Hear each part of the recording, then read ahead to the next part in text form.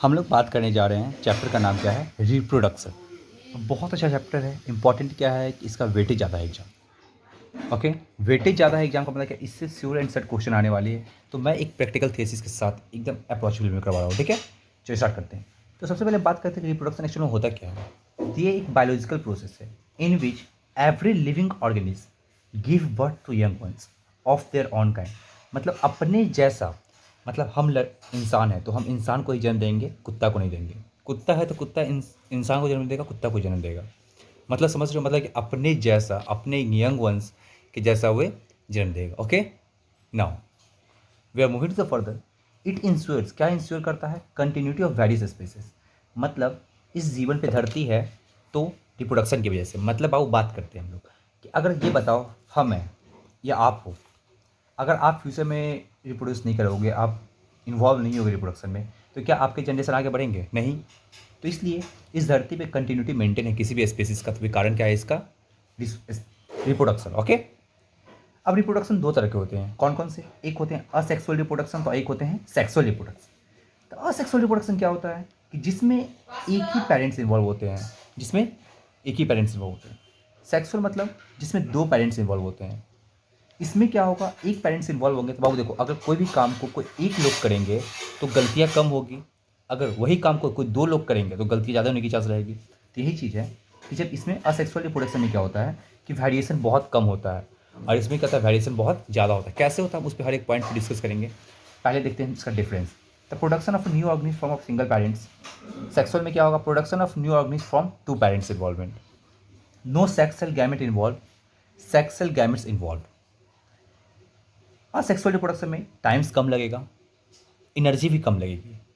इसमें क्या होता है, टाइम ज़्यादा लगता है और एनर्जी ज़्यादा नीड होता है। इसमें क्या होगा, असेक्सुअल में पॉपुलेशन बहुत तेज़ी से बढ़ेगा, बहुत फास्टर रेट। इसमें पॉपुलेशन बढ़ेगा बट स्लोअर रेट से। देखते हैं ना ह्यूमन बिगिंस में कि एक 9 मंथ्स का ड्यूरेशन होता है न्यू बेबी को फॉर्म होने में, आने में, बच्चे को एम्ब्रॉय से, जाइगोट से हमारे फोइटस में बढ़ने के लिए। ठीक है, इट इन्वॉल्व्स लेस वेरिएशन। इसमें क्या होता है, लेस वेरिएशन होता है। लेकिन इसमें क्या होता है, मोर वेरिएशन टेक। तो अगर इसमें वेरिएशन नहीं होगा तो इवोल्यूशन नहीं करेगा। इवोल्यूशन मतलब क्या कि देखो, ये अगर हमारे इन्वायरमेंट में कोई क्लाइमेटिकल चेंज आ रहा है तो उस चेंज को बर्दाश्त नहीं कर पाएगा, but we can survive the change. क्या हम लोग जेरोक्स कॉपी नहीं होते अपने पेरेंट्स के? होते हैं नहीं, क्योंकि वहाँ पे दो पेरेंट्स इन्वॉल्व हो रहे हैं, यही कारण है। तो इसका एग्जाम्पल क्या हो गया, अमीबा हो गया। तो इसका एग्जाम्पल क्या हो गया, एनिमल हो गया, मतलब हम लोग हो गए। अब हम लोग आगे बात करते हैं इसी टॉपिक पे। तो ये देखते हैं एक्चुअल में असेक्सुअल रिप्रोडक्शन जो होते हैं वे 6 टाइप्स के होते हैं। कौन कौन सा? एक होता है फ्यूजन, एक होता है बडिंग, एक होता है फ्रेगमेंटेशन, एक होता है रीजनरेशन, एक होता है स्पोर फॉर्मेशन, एक होता है वेजिटेटिव प्रोसेस। हम इन सब को एक एक करके पढ़ेंगे। तो फर्स्ट हम लोग का जो कॉन्सेप्ट है वो बाइनरी फ्यूजन में। फ्यूजन भी दो तरह के होते हैं, बाइनरी फ्यूजन और मल्टीपल फ्यूजन। तभी हम पहले क्या पढ़ेंगे, फ्यूजन के बारे में। तो हम लोग देखते हैं फ्यूजन के बारे में। तो फ्यूजन एक्चुअल में क्या होता है, फ्यूजन का मतलब क्या होता है, डिवीजन। फ्यूजन मीन्स डिवीजन और स्प्लिटिंग ऑफ वन सेल, एक सेल को इंटू टू और मोर सेल, एक या एक से ज़्यादा सेल में डिवीजन होने या बिखरना, उसी क्या कहते हैं, फ्यूजन करते हैं। तो ये पहला हम लोग कॉन्सेप्ट पढ़ते हैं। इसमें क्या होता है, बाइनरी फ्यूजन। तो एक्चुअली बाइनरी फ्यूजन क्या होगा, ये देखो। देखो, तो बाइनरी फ्यूजन पढ़ने से पहले तुमको ये चीज़ ध्यान रखना होगा कि बाइनरी का मतलब क्या होता है, टू। फ्यूजन का मतलब क्या होता है, स्प्लिटिंग। ओके, मतलब इट मीन्स क्या हो गया, इसका मतलब क्या होगा, स्प्लिटिंग इंटू टू, दो में टूटना। मतलब एक पेरेंट से दो ऑर्गेनिज्म टूटने से क्या कहते हैं, बाइनरी फ्यूजन कहते हैं। Got it now. तो ये होता किस में है, इसका एग्जांपल क्या होगा, अमीबा। यहाँ तक क्लियर है नाउ। तो इसका हम स्ट्रक्चर देख लेते हैं कैसे क्या होता है। अमीबा बाबू, अमीबा कोई स्ट्रक्चर होता ही नहीं है, कैसे ही बना दो। तो ये देख लो, ये क्या हो गया, एक पेरेंटल अमीबा है। मतलब एक ही अमीबा है, कोई भी एक होगा, क्योंकि इसमें असेक्सुअल रिप्रोडक्शन में एक ही पेरेंट्स इन्वॉल्व होते हैं, यही कारण है। तो ये अमीबा हो गया। तो ये क्या होता है, न्यूक्लियस। ये हम लोग को पता है। तो ये क्या होगा, सबसे पहले क्या होगा इसमें, ये देखो कि मतलब सबसे पहले ये जो न्यूक्लियस है ना, ये एक्सपेंड करेगा। मतलब पहला क्या पॉइंट आया, इलोंग गेटेड न्यूक्लियस। ओके, मतलब पहले पेरेंटल में से पहले न्यूक्लियस फैला, जब न्यूक्लियस फैल गया तो ये न्यूक्लियस बाद में जाकर क्या होगा, दो अलग न्यूक्लियस में बन जाएगा। तो डिवाइडेड इनटू टू न्यूक्लियस। जब ये हो गया sir divided into two nucleus, तो अगला कॉन्सेप्ट क्या था इसका, जब ये टू न्यूक्लियस में डिवाइड हो गया तो बच्चा पार्टी, जब ये टू न्यूक्लियस में डिवाइड हो गया तो फिर हम देखते हैं आगे की बात। हाँ देखो, इसका फिर से बोले ना, कोई स्ट्रक्चर ही नहीं होता है। तो ये जो दो न्यूक्लियस डिवाइड होगा तो ये क्या करेगा, साइटोप्लाज्म को डिवाइड करेगा। साइटोप्लाज्म जो होता है इसमें, मतलब जो न्यूक्लियस से मूवमेंट करता है, किसी भी न्यूक्लियस से कोई भी चीज़ होता है सब्सटेंस, वे हर पार्ट में कैसे जाएगा, अपने आप तो चला जाता है, उसको एक मीडियम चाहिए।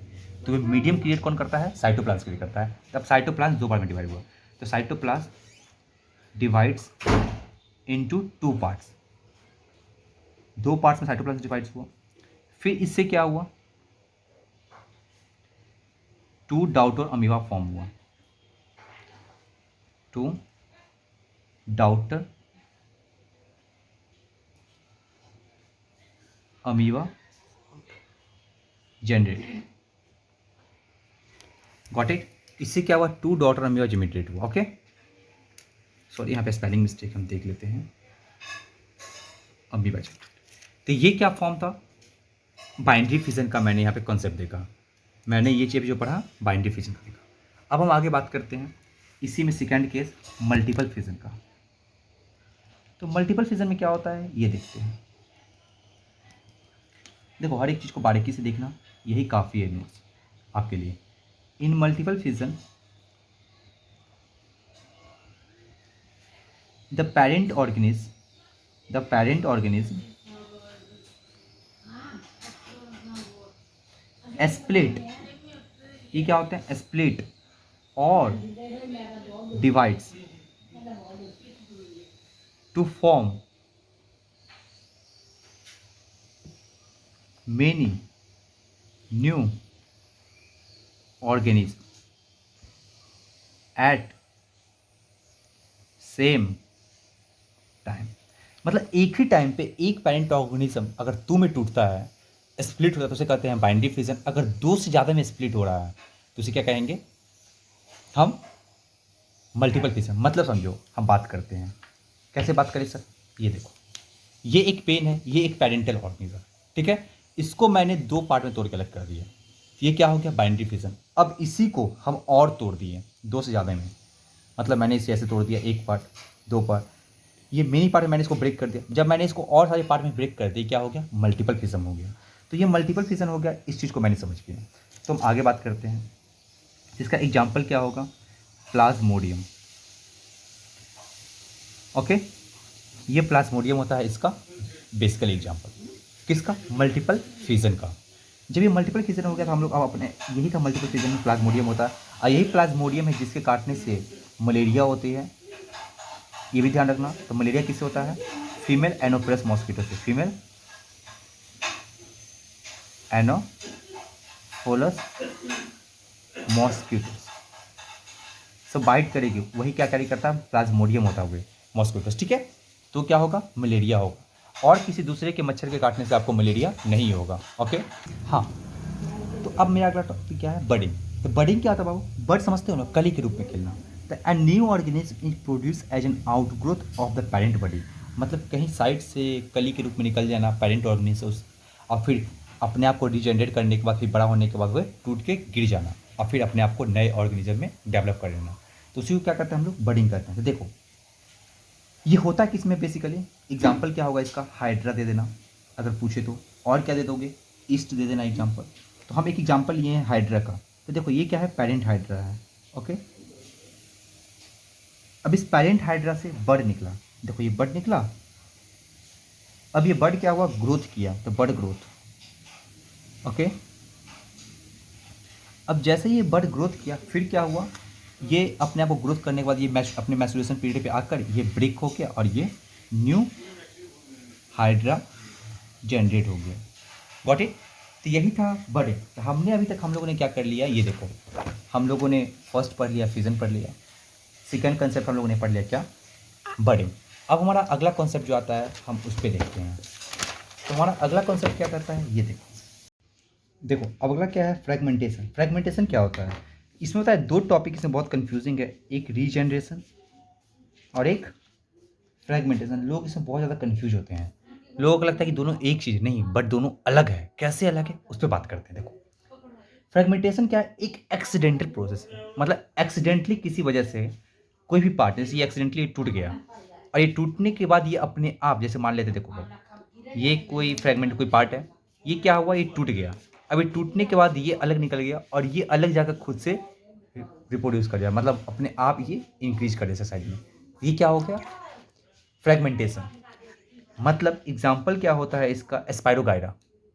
एस्पायरोगायरा एक ऐसा ऑर्गेनिज्म, जैसे ये पूरा है, बाय द मिस्टेक की गलती से ये टूट गया, ये टूटने के बाद उसका टूटा हुआ पार्ट अपने आप रीजनरेट कर जाए, दैट इज कॉल्ड फ्रेगमेंटेशन। हाँ तो यही देखते हैं।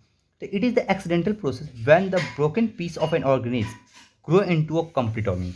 किसी एक्सीडेंटल प्रोसेस की वजह से अगर कोई पार्ट टूट गया, वही अपने आप रीजनरेट हो जाए कंप्लीट में, तो उसे क्या कहते हैं, फ्रेगमेंटेशन। तो इसका एक और डिफिनेशन है, सिंपल, अगर तुम्हें ये टफ लगे तो इसको याद करो।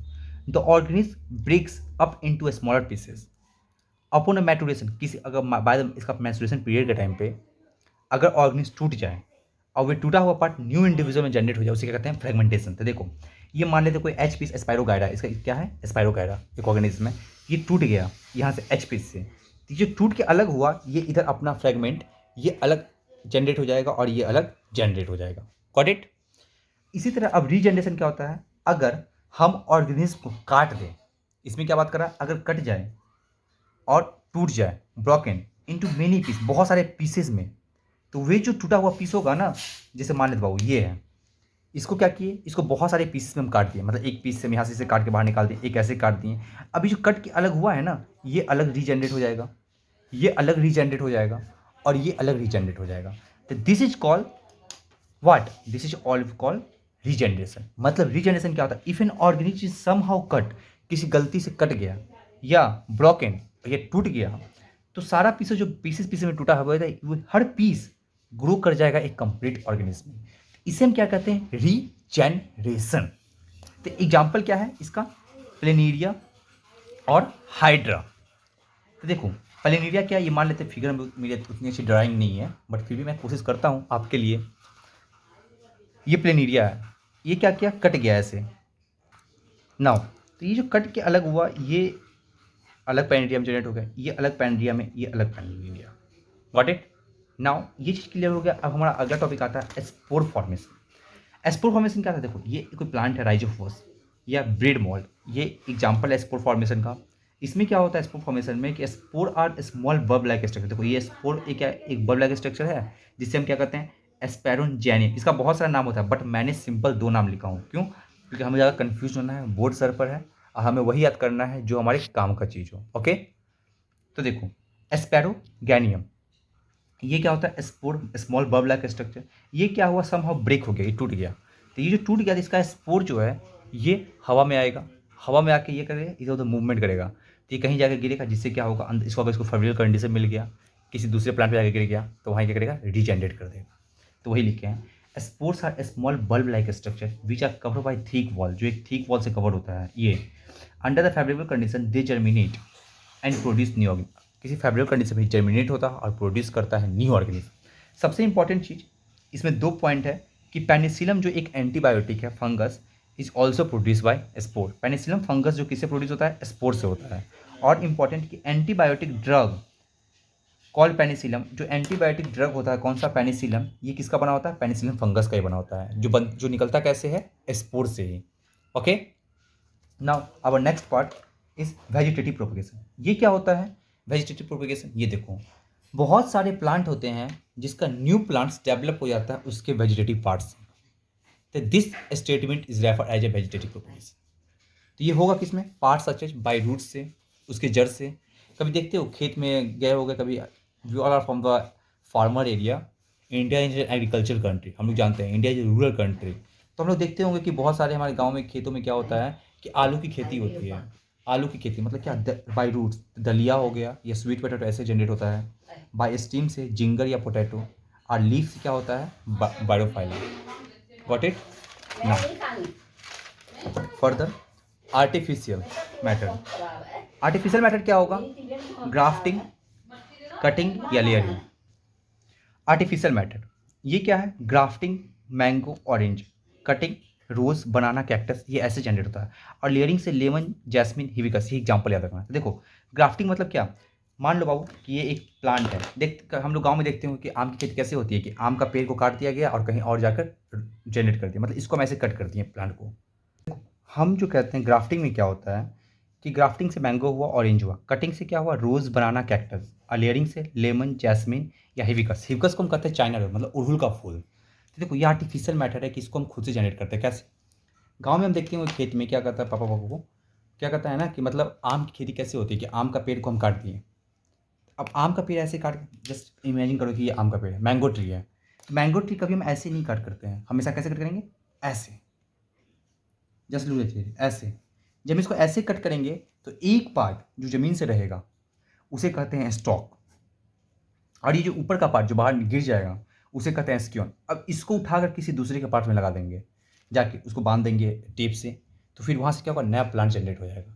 That is called what? Grafting. इसी ग्राफ्टिंग की मदद से क्या होता है? सिंपली बात करते हैं, ऑरेंज का पौधा, ऑरेंज प्लांट ऐसे बढ़ता है। और कटिंग क्या हो गया कि तुम देखो ये कटिंग मतलब क्या कि कंसिडर करते हैं कि ये कोई पार्ट है, इसका कोई टहनी, ये कौन सा प्लांट मान लेते हैं कि रोज़ है, इसको यहाँ से तोड़ दिए, इसको तोड़ के हम किसी दूसरे में जाकर लगा दिए। उसे क्या होता है? कटिंग करके बनता है, आर्टिफिशियल मैटर से रोज जनरेट होता है। अब लेयरिंग क्या होगी? देखो ये प्लांट है वो बहुत ज़्यादा फैल गया है, इसका कोई एक पार्ट ज़मीन के पास टच कर रहा है, तो वहाँ से ज़मीन को करो, बोर करो, और उसमें फिर उसको डाल के फिर वहाँ से लेयरिंग कर दो, पुट कर दो सॉइल को, और फिर वहाँ से देखोगे तो फिर से वहाँ से एक नया पौधा निकल जाएगा। ऐसा कैसा होता है? जैस्मिन के पौधा में होता है, लेमन के पौधा में होता है, चाइना रोज़ का होता है। इसलिए देखते हैं कि चाइना वाला रोज़ के पास में ना बहुत ज़्यादा पत्ते लगे होते हैं, बहुत ज़्यादा जंगल होते हैं। कारण क्या है? Just because of the layering. Okay, तो ये था हमारा पूरा कंटेंट किसका? असेक्सुअल रिप्रोडक्शन का। तो that's all about the sexual. अब हम लोग अगला कंटेंट आएगा, इस पे क्या रहेगा? Sexual reproduction. हाँ, कंसिडर करो ये प्लांट है, ठीक है? तो ये प्लांट में क्या होगा? मान लेते हैं ये रूट से कोई प्लांट लगा हुआ है, हाँ ठीक है। इस प्लांट को कट करो। हमेशा प्लांट को कट हम ऐसे नहीं करते, हम ऐसे कट करते, कैसे करते हैं? हम ऐसे